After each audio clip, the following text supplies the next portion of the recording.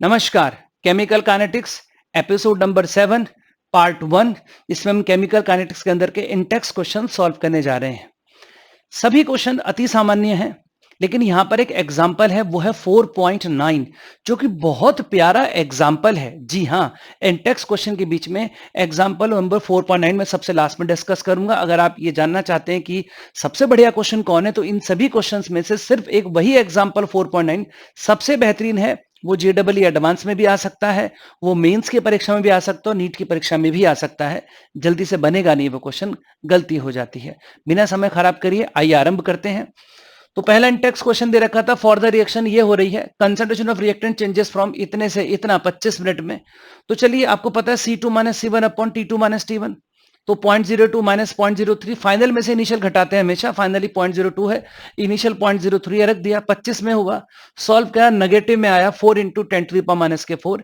ये negative sign को उधर ले आ लीजिए आप, तो माइनस के dr/dt इक्वल टू हो गया 4 इंटू 10⁻⁻⁴ मोल पर लीटर पर मिनट, क्योंकि इसमें यही पूछा था कि आप यहां पर रेट ऑफ रिएक्शन बताइए, तो रेट ऑफ रिएक्शन आ गया। दूसरे क्वेश्चन के अंदर 2a से बन रहा है प्रोडक्ट, तो 2a से बन रहा है, the concentration of A decreases from 0.5 मोल पर लीटर टू 0.4 मोल पर litre in 10 minutes, calculate the rate during the interval. अब देखिए, यहां पर दो चीजें हैं। अब यहां पर 0.4, पहले 0.5 था, 0.4 रह गया, तो फाइनल माइनस इनिशियल करेंगे। फाइनल कितना है? फाइनल हमारे पास है 0.4, तो 0.4 माइनस के 0.5 इनिशियल डिवाइडेड बाय 10 मिनट्स में ये वैल्यू आ गई। नेगेटिव साइन को उधर लेकर के जाएंगे, तो ये हो गया माइनस के dA/dt इक्वल टू 10⁻⁻² मोल पर लीटर पर मिनट। अगर calculate the rate during this interval, तो ये rate of change of A आया। This is rate of change of A, इसे बोलूंगा मैं, ये निकल करके आया rate of change of A, rate of change of A. अगर मुझसे कोई रेट ऑफ रिएक्शन पूछेगा, तो रेट ऑफ रिएक्शन जब आप लिखेंगे, तो रेट ऑफ रिएक्शन चूंकि यहाँ 2a है, तो रेट ऑफ रिएक्शन जो आगे का नंबर होता है उसको अपॉन में ले आते हैं। तो अगर मुझसे कोई रेट ऑफ रिएक्शन पूछता, तो रेट ऑफ रिएक्शन के केस में, रेट ऑफ रिएक्शन केस में माइनस के 1/2 dA/dt मुझे लिखना पड़ता, और माइनस के 1/2 dA/dt के लिए मुझे यहाँ पर 2 से डिवाइड करना पड़ता, तो ये आता 1/2 इंटू 10⁻⁻², यानी कि 5 इंटू 10⁻⁻³ हमारा आंसर आता। थर्ड, एक रिएक्शन A प्लस बी से बन रहा है product, rate law is given by, ये क्वेश्चन दे रखी है। अब अगर ऑर्डर निकालने के लिए कहा जाए, तो ऑर्डर हमें पता है कंसंट्रेशन की पावर का सम करना पड़ता है, तो 2 प्लस आधा यानी कि 1.5 आएगा, 3.5 आ जाएगा, कुछ है नहीं दिक्कत इसमें। चौथा question, the conversion of molecule X to Y, conversion चल रहा है, बोल रखा है सेकंड ऑर्डर रिएक्शन। तो सेकंड ऑर्डर रिएक्शन में रेट कैसे लिखते हैं? रेट बराबर के C⁻², सेकंड ऑर्डर हो गया। अब आपसे आगे बोल रखा था, if conservation of X is increase to 3 times. अब हमें मालूम है फॉर्मूला, R1/R2 बराबर C1/C2⁻n चलता है। ऑर्डर तो यहाँ 2 है, तो यहाँ पे पावर 2 कर दिया। अब R1/R2 आपसे पूछ रखा है, कंजर्वेशन 3 गुनी कर दी, तो C से 3C कर दी, C से C कट जाएगा, 1/9 आ जाएगा, तो R1/R2 बराबर 1/9, तो R2 बराबर 9 टाइम्स ऑफ R1, जिसे कहना चाहिए निहायत ही सरल क्वेश्चन, कुछ है नहीं करने के, किसी प्रतियोगी परीक्षा में पूछने योग्य फिलहाल तो सवाल नहीं है। अब first order reaction has a rate constant इतना। अब देखो, इसका रेट कांस्टेंट सेकंड इनवर्स दे रखा। अगर इस क्वेश्चन में फर्स्ट ऑर्डर ना भी लिखता, तो भी इसके रेट कांस्टेंट की वैल्यू से, जो उसकी यूनिट है, उससे पता लगाया सकता था फर्स्ट ऑर्डर की रिएक्शन है। फर्स्ट ऑर्डर की रिएक्शन का रेट एक्सप्रेशन ऐसे लिखा जाता है। जब रेट एक्सप्रेशन ऐसे लिखा जाता है, तो यहाँ पर के की वैल्यू दे रखी है आपको, ये के की वैल्यू दे रखी है 2.303, टाइम पूछ रखा है, लॉग कितना पूछ रखा है 5 ग्राम स्टार्टिंग में ले, तो रिड्यूस होकर के 3 ग्राम रह जाए, कितना समय लगेगा? तो स्टार्टिंग अपॉन फाइनल, तो स्टार्टिंग दे रखा था आपको 5, initial amount, final amount 3, solve कर लिया, टी की वैल्यू आ गई 444 सेकंड। सामान्य क्वेश्चन। अगला क्वेश्चन, फिर time required to recompose SO2 Cl2 to half of its initial amount is 60 minute, आधा रिड्यूस होने में 60 मिनट लगा, तो k बराबर 2.303/60, लॉग 100 लिया था, उसमें से आधा हटा दीजिए, तो 50 बचेगा। सॉल्व करेंगे तो उसकी वैल्यू आ गई है, k की वैल्यू 1.925 10⁻⁴ सेकंड इनवर्स। या अगर चाहें तो डायरेक्ट एक्सप्रेशन भी हमको पता है, डायरेक्ट एक्सप्रेशन पता है, k बराबर 0.693/t, आप यहां पर डायरेक्ट रख सकते हैं, तब भी आंसर आ जाता, कोई बहुत बड़ा सवाल था नहीं। 4.7, what will be the effect of temperature on rate constant. देखो, दो चीजें हैं, अगर टेम्परेचर का मतलब, अगर रेट और रेट कांस्टेंट पर पूछे कौन कौन से फैक्टर्स प्रभावित करते हैं, ये एक्सरसाइज में क्वेश्चन दे भी रखा है। तो रेट कांस्टेंट को तो प्रभावित करता है सिर्फ टेम्परेचर, जबकि रेट जो है वो कई चीजों से प्रभावित होता है, कंसंट्रेशन से, प्रेशर से, वॉल्यूम से, इन सब चीजों से प्रभावित होता है।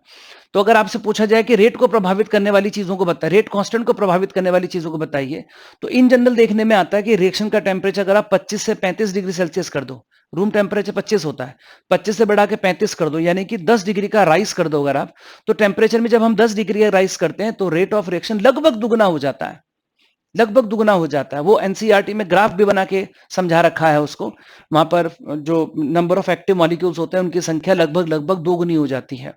तो इन जनरल लिख रखा है, in general rate constant of reaction nearly double with about 10 degree rise in temperature because effective collision becomes almost double and temperature dependence of K can be shown by, तो हम RNS equation से दिखाते हैं।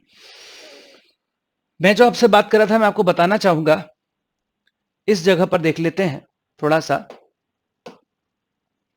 वो ये है कि जब हम फ्रैक्शन ऑफ मॉलिक्यूल्स ऐसे करके ग्राफ बनाते हैं, यहां पर ये एनसीईआरटी में ग्राफ बना है, उसको देख सकते हैं आप। इधर फ्रैक्शन ऑफ मॉलिक्यूल्स, और अगर एनर्जी में ग्राफ देखेंगे आप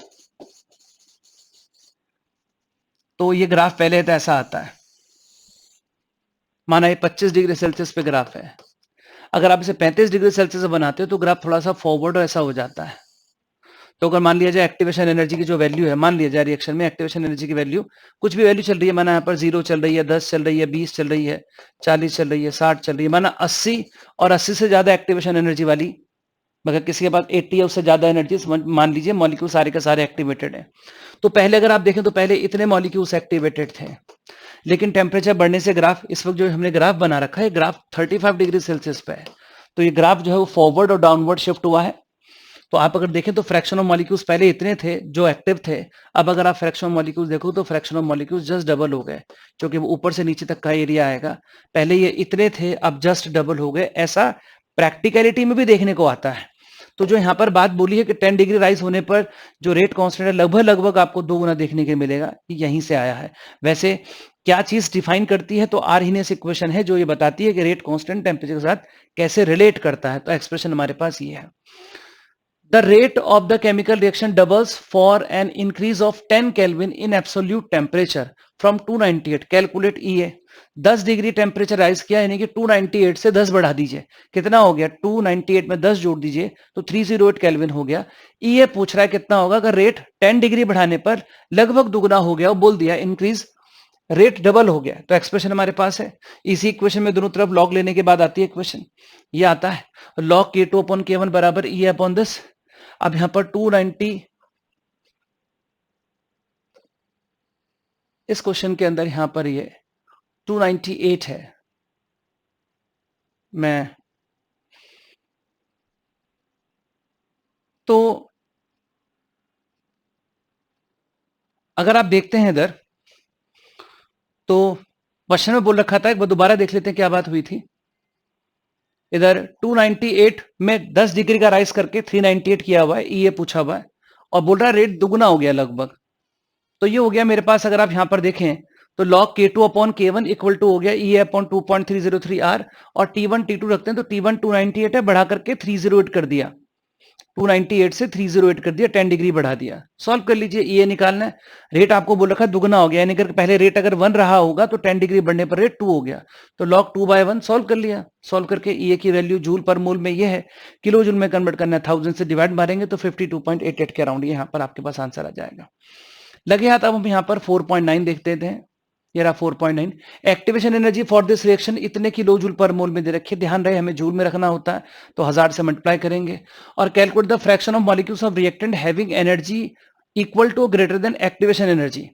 मतलब समझ रहे हैं सवाल में क्या पूछा है, सवाल में बोल रखा है कि वो वाला ये यहाँ पर ये एक्स्ट्रा एनर्जी देनी पड़ती है रिएक्टेंट मॉलिक्यूल को, ताकि ये पहाड़ी को क्रॉस करके उस तरफ चले जाएं। तो सारे के सारे मॉलिक्यूल्स के पास तो होती नहीं, वो मॉलिक्यूल्स पूछे हैं जो मॉलिक्यूल्स इस पहाड़ी को क्रॉस करके सामने प्रोडक्ट में कन्वर्ट हो जाएंगे। तो वो किसके बराबर होते हैं, वो होते हैं K बाय A के बराबर, K बराबर A e to the power minus E upon RT। से ऐसे भी समझ सकते हैं, K तो वो है जो responsible, K is rate of reaction, तो K के अंदर वो वाले कोलिजन्स आएंगे जो प्रोडक्ट में कन्वर्ट हुए, जो रिएक्टेंट प्रोडक्ट में कन्वर्ट हुए होंगे वही तो रेट का पार्ट बनेंगे ना। और A के अंदर आते हैं टोटल कोलिजन, तो K का मतलब वो कोलिजन विच आर इफेक्टिव और A का मतलब टोटल कोलिजन। तो इस रेशो को ही हम बोलेंगे fraction of molecules having activation energy या having energy greater than activation energy. तो अपने को K अपॉन A निकालना है, तो K अपॉन A तो उसके बराबर दोनों तरफ लॉग ले लीजिए, हमें निकालना K अपॉन A है, दोनों तरफ लॉग लेंगे तो ये आएगा। अभी बेस E का है, E को हटा के 10 का करना हो तो आपको मालूम है हमको 10 का बेस करने के लिए यहाँ पर अभी बेस E का चल रहा है, 10 का बेस करना हो तो 10 का बेस करने के लिए हमको यहाँ पर ये E है, 10 का बेस करने के लिए यहाँ पर हमको क्या लगाना पड़ेगा 2.30। ये रहा E हमसे, E हमें दे रखी है, E दे रखी है इंटू 1000 करेंगे ताकि जूल में हो सके। R की वैल्यू उतनी है 8.314 जूल में होती है, टेम्परेचर 581 दे रखा है। K बाय A निकालना है, K बाय A निकाल लिया यहाँ पर, K बाय A इक्वल पहले तो सॉल्व करके आ गया माइनस के 18.83, तो K बाय A के लिए आपको एंटी लॉग लेना पड़ेगा, ले लीजिए 1.47 में 10 टू द माइनस का 19 आ गया। तो ये हमने क्वेश्चन नंबर डिस्कस कर दिया आपके साथ, क्वेश्चन नंबर 9। अब आते हैं 10वें सवाल पर।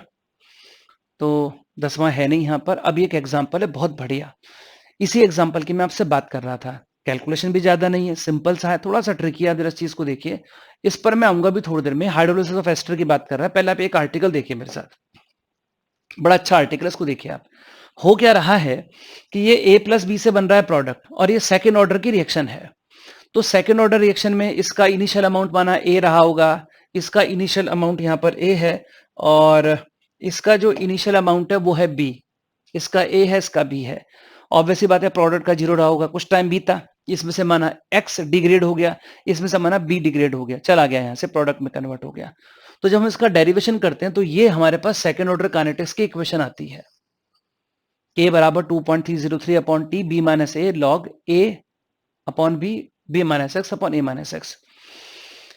स्यूडो फर्स्ट ऑर्डर रिएक्शन क्या होती है? स्यूडो फर्स्ट ऑर्डर रिएक्शन ये होती है कि जब हम कभी सेकंड ऑर्डर रिएक्शन के अंदर किसी एक रिएक्टेंट के अमाउंट को ज्यादा कर देते हैं, एक्सेस में ले लेते हैं, तो उसके अंदर ऑर्डर 0 हो जाता है। तो वो जो सेकंड ऑर्डर रिएक्शन है तो वो फर्स्ट ऑर्डर में कन्वर्ट हो जाएगी। अगर माना थर्ड ऑर्डर की रिएक्शन है, उसमें से किसी एक रिएक्टेंट को अगर आप एक्सेस में ले लेते हैं तो उस रिएक्टेंट के अंदर ऑर्डर 0 हो जाएगा और थर्ड ऑर्डर वाली रिएक्शन आपकी घट करके सेकंड ऑर्डर में कन्वर्ट हो जाएगी, जिसको कि हम स्यूडो सेकंड ऑर्डर रिएक्शन कहेंगे। अब जरा देखिए यहां पर क्या हो रहा है। If B is taken in access, माना मैंने B को ज्यादा ले लूं, तो B को अगर मैं ज्यादा ले लूंगा तो ऑफकोर्स B काफी ज्यादा है, तो B माइनस A की जगह B आएगा, B माइनस A की जगह B आएगा, और B माइनस X की जगह भी B आएगा, क्योंकि B आपने एक्सेस में लिया हुआ है। वही हमने किया है यहाँ पर 2.303 इसकी जगह B रख दिया, इसकी जगह B रख दिया, B से B कट गया, A upon A minus x, इसको सामने ले जाऊंगा तो K इंटू B बराबर 2.303। अब अगर आप इसको देखें तो K इंटू B को कर दिया मैंने K डैश, और ये जो K डैश है ये है स्यूडो रेट कांस्टेंट, ये है स्यूडो रेट कांस्टेंट। अब मर्जी है आप K डैश लिखें K लिखें, वो आपके ऊपर है आप कैसे लिख रहे हैं। तो ये स्यूडो रेट कांस्टेंट है। अब देखो आप अगर ये पूरा अगर आप देखो एक्सप्रेशन तो फर्स्ट ऑर्डर काइनेटिक्स का है, ये एक्सप्रेशन फर्स्ट ऑर्डर काइनेटिक्स का है। अब जो स्यूडो रेट कांस्टेंट है वो pseudo rate constant normal rate constant जो सेकंड ऑर्डर रिएक्शन का रेट कांस्टेंट था वो इनटू B, यानी कि B का मतलब उस रिएक्टेंट की कंसंट्रेशन जो कि एक्सेस में है उनके बराबर होता है। एक बार दोबारा देख लीजिए, pseudo rate constant is equal to the rate constant of the normal reaction into the concentration of that substance which is taken in excess, ये होता है। अब आइए यहां पर सवाल में, पहले तो टेबल बनी हुई है, एस्टर की कंसंट्रेशन 0 टाइम पर T टाइम पर अलग अलग टाइम पर दे रखी है। तो अगर कोई मुझसे कहेगी इसका स्यूडो रेट कांस्टेंट निकालिए, तो जब रिएक्शन के 1 2 3 डेटा दिए हैं तो 3 बार रेट कांस्टेंट निकालना पड़ेगा। तो K1 equal to 2.303 upon 30 minute के बाद इनिशियल कंसंट्रेशन तो ये रही 0.85, और 30 मिनट्स के बाद जो बची है 0.8004 रख दिया, K1 की वैल्यू आ गई है। K2 निकाल लीजिए, 60 मिनट के बाद क्या सीन है, कंसंट्रेशन 0.7538 है, इनिशियल तो वही रहेगी 0.7538, K2 सॉल्व करा, अगेन आ गया वही सेम वैल्यू आ गई। सेम वैल्यू आने का मतलब ही है कि ये रिएक्शन फर्स्ट ऑर्डर काइनेटिक्स को फॉलो कर रही है। ऐसे ही हमने K3 निकाल दिया 90 मिनट्स के बाद, कंसंट्रेशन 0.7096 से रख दिया, यहाँ पर सॉल्व कर अगेन वैल्यू आ गई वो। चूंकि K1 K2 K3 सब बराबर ही आए हैं, एग्जैक्ट आए हैं, इसका मतलब रिएक्शन का जो एवरेज रेट कांस्टेंट होगा वो भी इतना ही होगा। तो चाहे तो न भी निकालें, तो वैसे मैंने निकाल दिया यहाँ पर, न भी निकालें तो तीनों का एवरेज लेंगे आप, इन तीनों वैल्यूज का एवरेज लेंगे तो यही वैल्यू निकल करके आने वाली है। अब आपसे सवाल में पूछा गया है, एक्चुअली ये जो निकल करके आया this is pseudo rate constant, चूंकि फर्स्ट ऑर्डर काइनेटिक्स में रख करके आया और आपसे पूछा गया रेट कांस्टेंट, तो क्या सीन था अगर आपको याद हो, तो सीन ये था कि pseudo rate constant equal to rate constant into the conservation of that substance which is taken in excess. और यहां पर कौन सा सब्सटेंस एक्सेस में लिया गया? ऑब्वियस सी बात है, पानी। हाइड्रोलिसिस के अंदर सॉल्वेंट वाटर होता है और वो एक्सेस में ही होता है, और पानी की कंजर्वेशन होती है 55.55, तो उसको यहां पर रखा जाएगा। ये रहा यहां पर k इंटू 55.55, k निकालेंगे सॉल्व करके 3.6 10 टू द पावर माइनस के 5 आएगा। यकीन मानिए अगर ये क्वेश्चन अगर आपकी किसी भी परीक्षा में आता है, बोर्ड की परीक्षा में आता है तो, अगर JEE एडवांस की परीक्षा में आता है तो, JEE मेंस में आता है तो, नीट की परीक्षा में आता है तो, जल्दी से कर नहीं पाएंगे, गलती हो जाएगी। इसलिए इस क्वेश्चन को जरूर करके जाएं। वैसे भी काइनेटिक्स के सवाल जो एनसीईआरटी में लिखे हुए हैं वो दिखने में सिंपल लगते हैं लेकिन हैं बहुत अच्छे, और एक्सरसाइज के क्वेश्चंस तो बहुत ही अच्छे हैं। तो मेरी आपको सलाह है कि आप इन क्वेश्चंस को बहुत अच्छे से करके जाएं। मिलते हैं अगले एपिसोड में, तब तक के लिए नमस्कार।